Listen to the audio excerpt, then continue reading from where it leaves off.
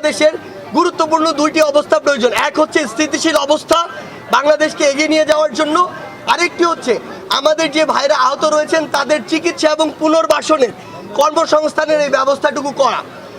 এখন সমস্যা যেটি হচ্ছে, আমাদের এই বাংলাদেশের মানুষদের মধ্যে আসলে আমরা নতুন করে দেখছি নতুন নতুন কিছু বৈশিষ্ট্য দেখা যাচ্ছে।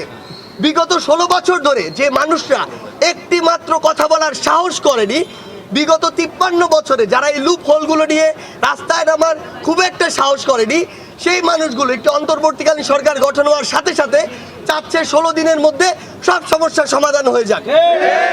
এবং এই মানুষগুলো তাদের ব্যক্তিগত কিংবা ছোট্ট একটি গোষ্ঠীগত উদ্দেশ্য বাস্তবায়নের জন্য রাজপথে নামছে, সচিবালয় থেকে শুরু করে বিভিন্ন প্রতিষ্ঠান ঘেরাও করছে। আমরা মনে করি তারা যদি এই ধৈর্যটুকু না ধরে যে এত বড় একটা ক্ষতপূর্ণ রাষ্ট্রের সংশোধনের জন্য যে একটি সময় প্রয়োজন, সেই সময়টুকু না দিয়ে তারা যদি তাদের জায়গা থেকে এই ব্লকেটগুলো বিভিন্ন জায়গায় করে, তার মানে তারা রাষ্ট্রের স্থিতিশীল অবস্থা হওয়ার জন্য যে ফ্লোটি দরকার এই ফ্লোতে বাধা দিচ্ছে এবং তাদের অবশ্যই ভিন্ন কোনো উদ্দেশ্য রয়েছে।